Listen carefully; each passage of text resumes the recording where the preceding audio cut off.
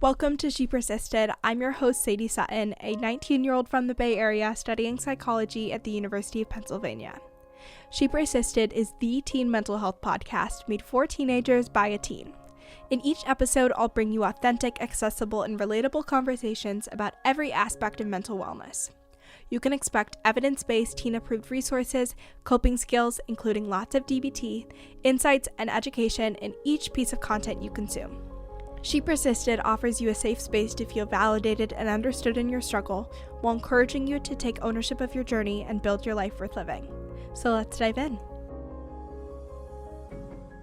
Hello, and welcome back to She Persisted. I'm coming to you from Nantucket. I brought my microphone with me because I forgot to record this intro before I left, and I am in a really interesting limbo period, which I talked about last week, where we're about to start school. I'm starting to think about my schedule and organizing myself and what I want this semester to look like, and also still enjoying summer and having less stress and less work to do. So since I've been here, I've been doing a lot of reading. I've already finished 2 books, very proud of myself, trying to exercise more, get my steps in every day, and have those workouts and really get that set in stone, which is always a goal for me because working out is not fun.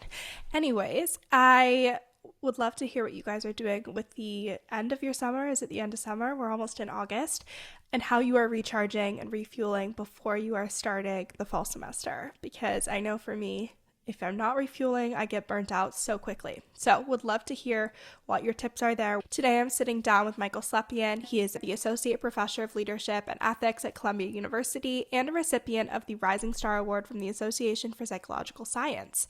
He is the author of a book called The Secret of Secrets: How Our Inner Worlds Shape Wellbeing, Relationships, and Who We Are. And he just provides so much interesting insight on what happens emotionally, relationship-wise, and identity-wise when we are not being authentic or true to ourselves, whether you are lying, whether you are not sharing things, or whether you're not being completely transparent and open about what your goals, intentions are. It was just such an interesting conversation, and anyone that loves psychology will love this episode. So, if you would like to learn more about secrets in addition to this conversation, definitely check out his book. It will be in today's show notes. And I had a really fun moment when we were traveling to Europe. We were in the airport, and we always go through the bookstore because why not? And his book was on the shelf under like new releases or bestsellers or something. And I was like, Mom, Dad, I interviewed him last week on my podcast. This is so cool. And they were like, okay, Sadie. Yep, that's great. But it was really exciting and really cool and really fun when those things kind of like become real life. So anyways, this conversation is amazing. You will learn so much, and it's just, very educational, very interesting, and I love sitting down with Michael, so I hope you enjoy this conversation as well. And before we dive into it, remember to subscribe and turn on downloads so you don't miss future episodes. Leave a review if you haven't already. It helps me and the podcast so much. And follow on Instagram and TikTok at She Persisted Podcast. So with that, let's dive into the episode. Thank you so much for joining me today, Michael. I'm so excited to have you on She Persisted. Thanks for having me. Of course. So we're going to have a really interesting conversation today about something that I think is relevant to a lot of teenagers growing up. It's kind of something that most young adults navigate at some point, and that is keeping secrets. It's lying. It's deciding how important it is to you as a personal value to be truthful, to be transparent with people in your life. And you've done a ton of research on this. You have an amazing book that really dissects this. So if people are interested after the interview and want to learn more, they can read that. But to start, I'd love to hear what your definition was of a secret, because there's a big spectrum there. There's like white lies, there's lying by omission, there's completely just making things up. So what do you define as a secret to the degree where you start seeing consequences in your life? So I define a secret as an intention to hold information back from one or more people. And so you can talk about it with someone else, but if you would still intend to keep it from another person, then I would call it a secret. Mm-hmm. And in your research, did you find that the degree of the secret correlated with the consequence, like a giant, huge thing from a really close family member, friend, loved one, had more consequences, or was it the same across the board? The secrets that have the largest consequences, the ones that affect our health and well-being the most, are the secrets we find our mind returning to time and time again, not the secrets that we have to frequently conceal in conversations. So it's the secrets that our mind kind of gets stuck on. Those are the ones that have the biggest impact. did you find common threads, common secrets that people keep across different walks of life, things that people consistently lie about or consistently struggle to be truthful about? Some of the most common secrets people keep include romantic desire, issues around finances, sexual behavior, family secrets is a common one, ambitions are a common secret. Also, things like social discontent, sort of being dissatisfied with your social life in some manner, and then violating another person's trust. Those are some of the most common secrets that people keep.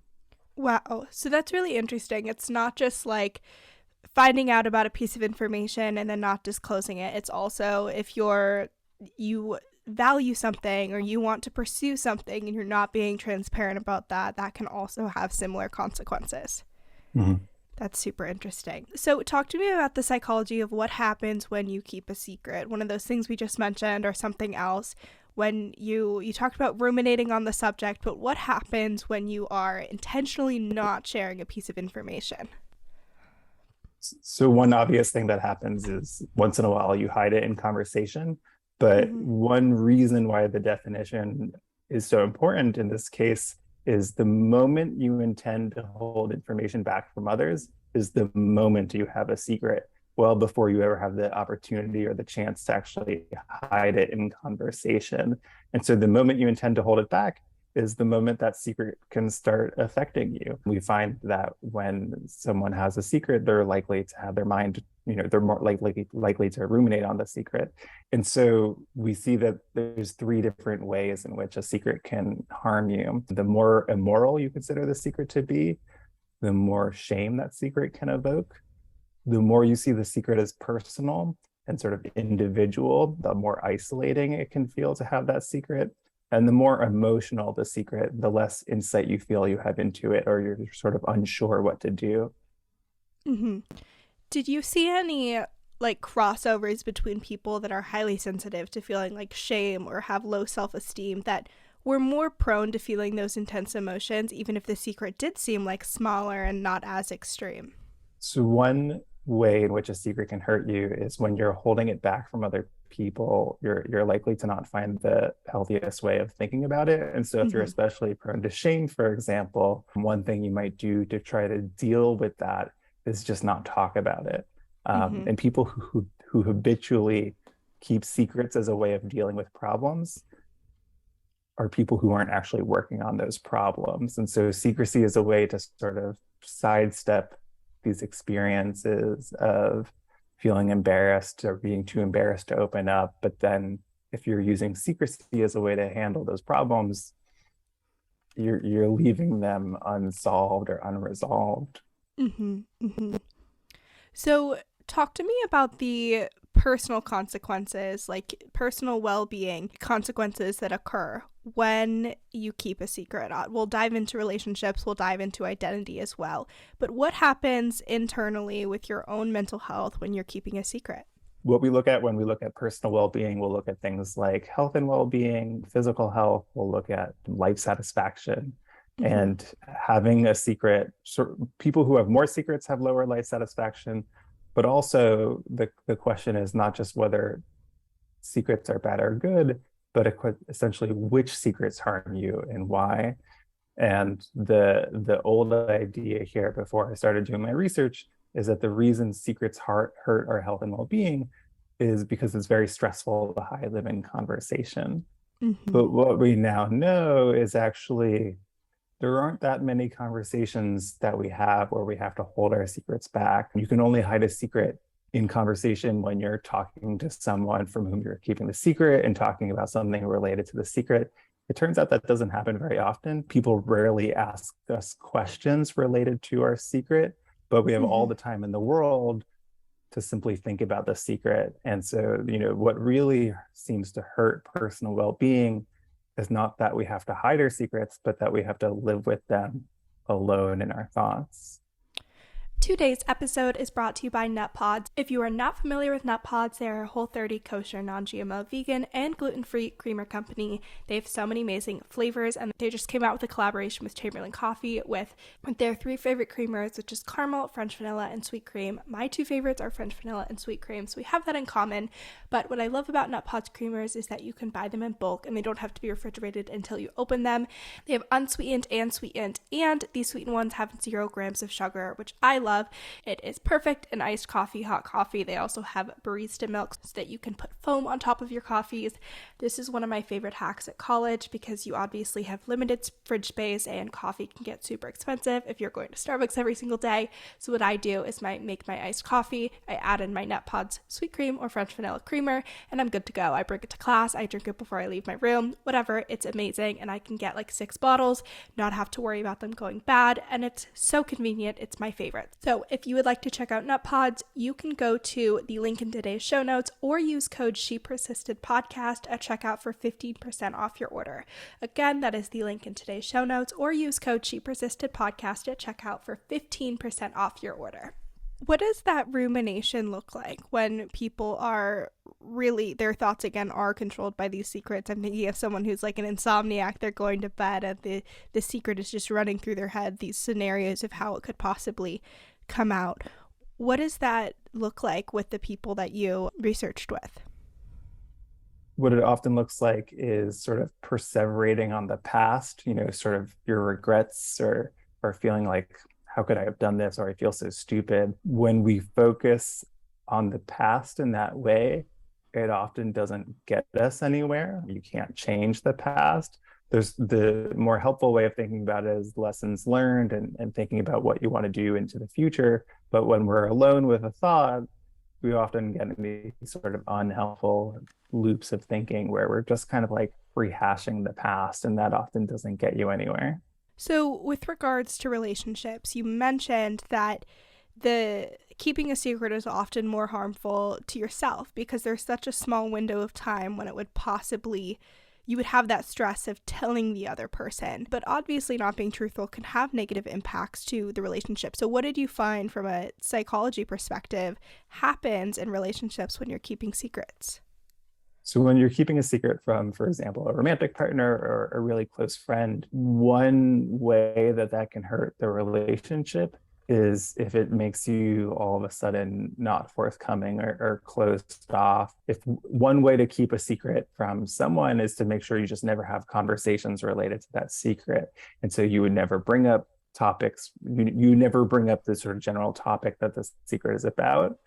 But the risk there is that the other person notices, they notice that there's something you're not saying, or there's something that's bothering you but you're not revealing what it is. And why that hurts the relationship is it doesn't feel good to feel like that your close friend or your romantic partner doesn't feel comfortable to open up to you. That doesn't feel good. It feels like they're excluding you from something important, or excluding you from their life, and that will have negative implications for the relationship.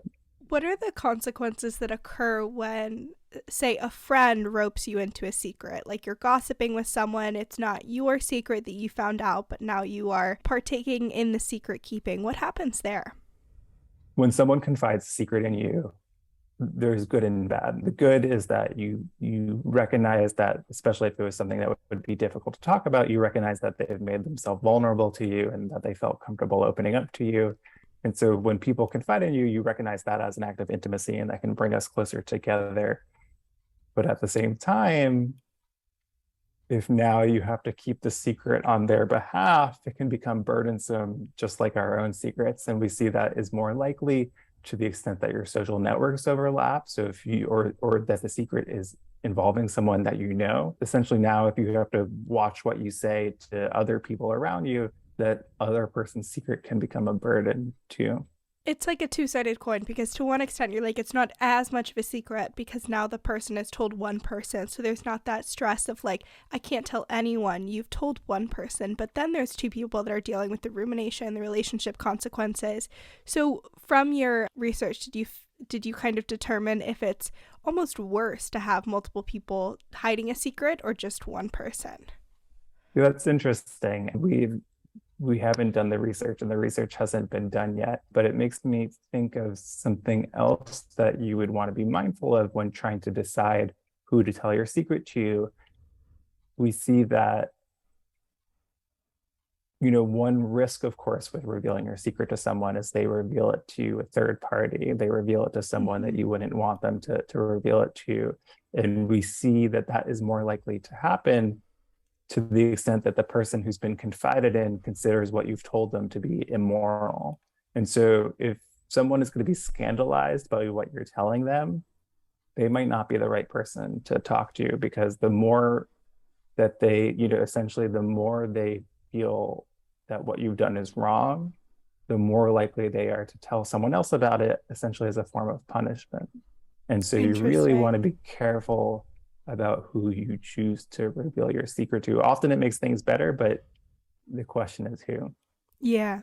So, talk to me about the sense of identity component. Obviously, it's very difficult to have a sense of identity if, like we talked about at the beginning, you're not sharing like what your desires are, what your passions are, what your dreams and goals are. So, what happens when you're keeping secrets in those realms to your sense of identity? One really important part of identity is other people. The way we learn about ourselves is through sharing ourselves with other people. And so when you hold back from other people, you don't get a sense of what they, how they respond, how they would respond to learning this thing that you've done.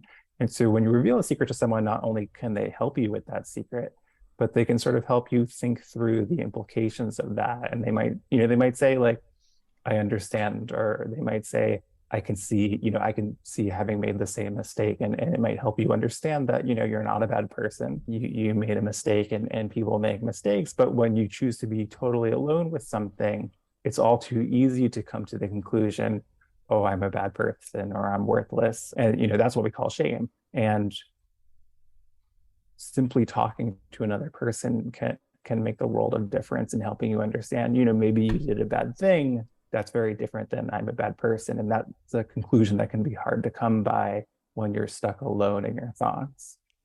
That's so interesting. One of my all across the board most asked questions is how to ask for help, how to advocate for your help with your mental health, and what you just highlighted is I think something that's very universally true, which is if you're struggling with these scary things like depression or anxiety or suicidal ideation or urges, you get into that thought spiral of like I'm a bad person because of this, because you haven't looped anyone in. No one is saying like Mm-hmm. so many people have experienced this before, it's treatable, it's possible to feel better, let's get you support. And so I think especially in regards to mental health, which you wouldn't necessarily frame as like a secret, but like you mentioned at the beginning, it's intentionally not sharing something, even if that's a goal, a desire, a passion, which to me are like those three things are, you would never be like, oh, that's a secret. It's just you're not sharing it, but it really does have the same impact. So I think that really speaks to why it's so important to, again, share with other people, ask for help, because you can just have such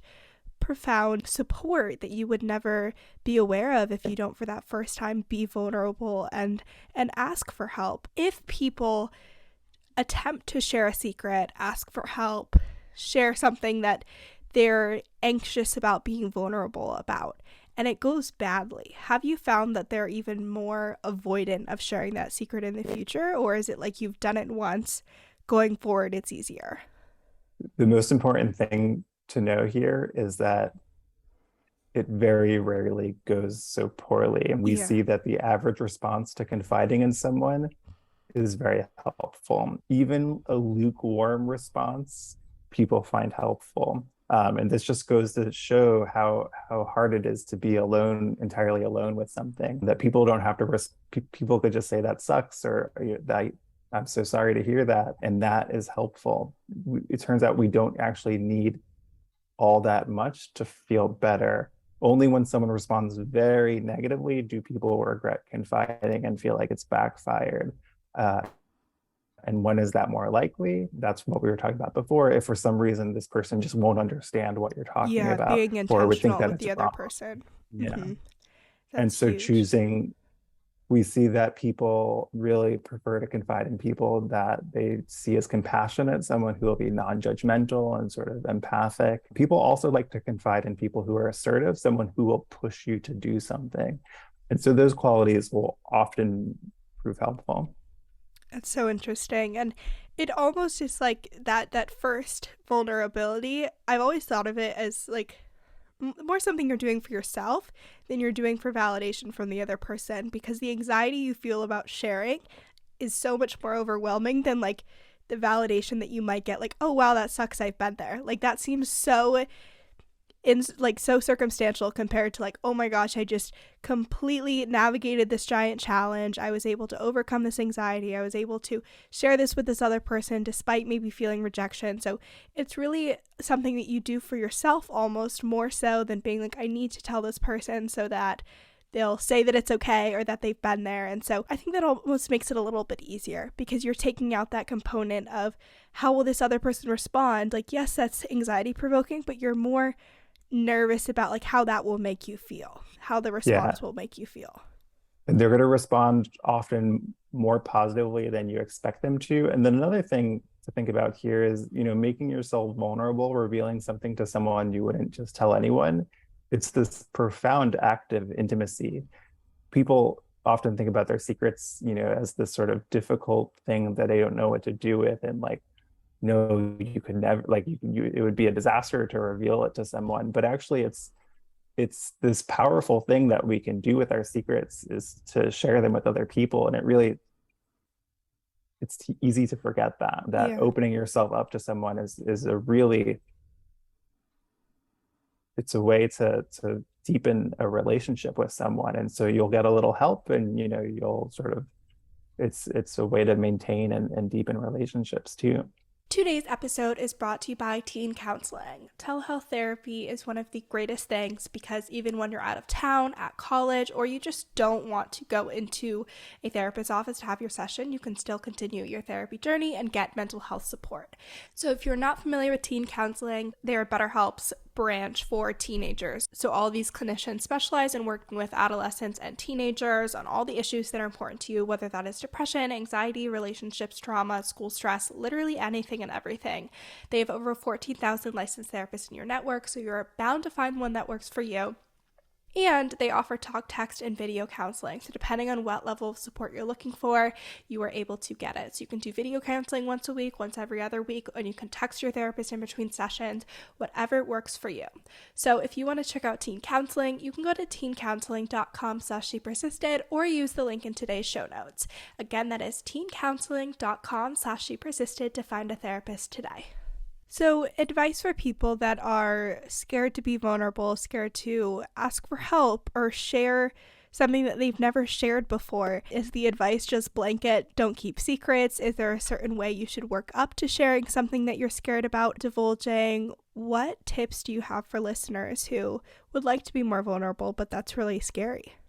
So again, it's, choosing the person carefully, choosing someone who you think will be understanding to some degree, who will sort of be compassionate to some degree. And then when, maybe it's something that's really difficult to talk about, and you sort of identified who the person might be, and you could say like, hey, I'd love to like talk to you about something. And even just that can really make it a lot easier to then talk to that person about that thing.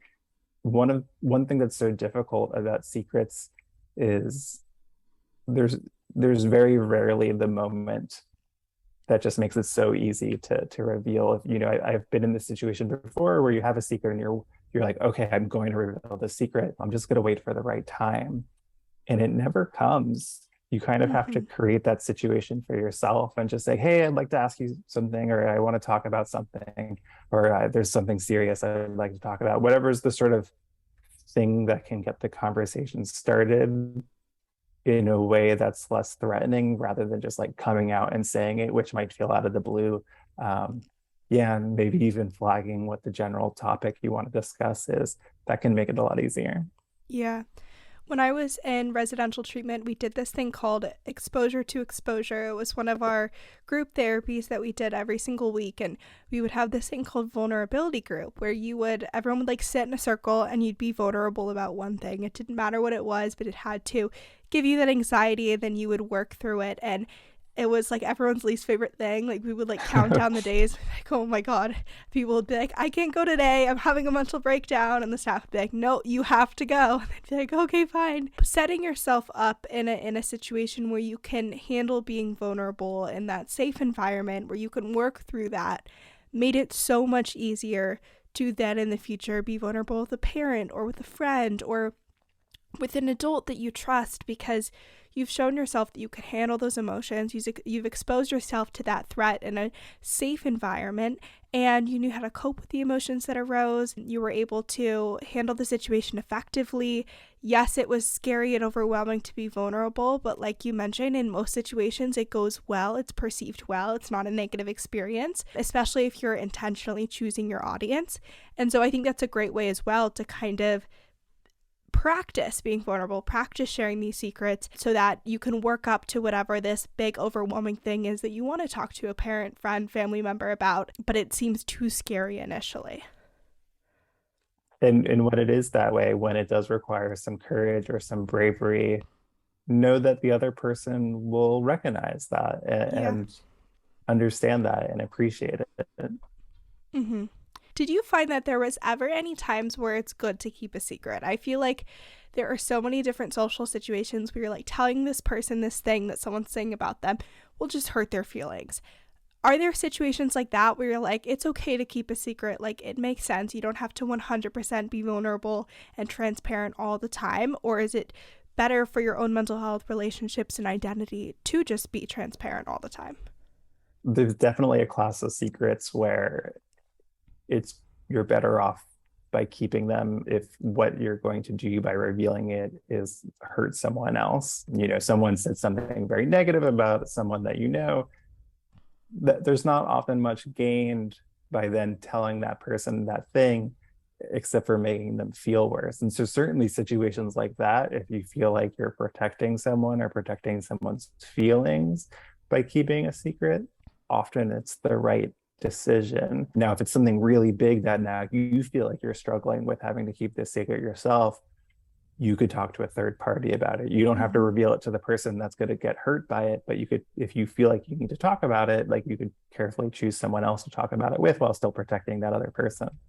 Yeah, I think that's huge. And you can even use the third party to figure out how to frame it in a way that's not hurtful. Like if it's something that's negative, Yeah. being like, I think maybe you should talk to this person because they're not being so nice. Did something happen there? Like, what's going on? Without necessarily intentionally hurting their feelings or going into the situation and causing more consequences than necessary. Yeah. And for any really big secret that you're just not sure whether revealing it is the right thing to do, you don't have to figure that out alone. Like, again, you Yeah. can talk to someone else and they can help you think through it. Yeah. What is the one takeaway that you hope people have from reading your book and learning about the psychology of secrets? The one takeaway that I'd hope for people to take away is if there's a secret that's bothering you or upsetting you, talking to someone else about it. It can just make this whole world of difference. Just talk about it with someone, and you don't have to reveal it to who you're keeping it a secret from, but so much can be gained by talking to someone else about it. I love that. To wrap things up, where can people buy your book? Where can they continue to consume your content? You can buy it at all the usual places. If you want to learn more about the different kinds of secrets people keep, you can go to keepingsecrets.org. That's where you can look at all the categories of secrets that we use in our research. And then if you want, you can take the survey and you can also see how your secrets compare to people of the same gender, of the same age, and sort of we let you play with the data. Awesome. Well, I will link both of those in the show notes. Thank you so much, Michael, for joining me today. I'm so excited we got to do this. Yeah, thanks for having me. Of course. Thank you so much for listening to this week's episode of She Persisted. If you enjoyed, make sure to share with a friend or family member. It really helps out the podcast. And if you haven't already, leave a review on Apple Podcasts or Spotify. You can also make sure to follow along at She Persisted Podcast on both Instagram and TikTok, and check out all the bonus resources, content, and information on my website, shepersistedpodcast.com. Thanks for supporting, keep persisting, and I'll see you next week.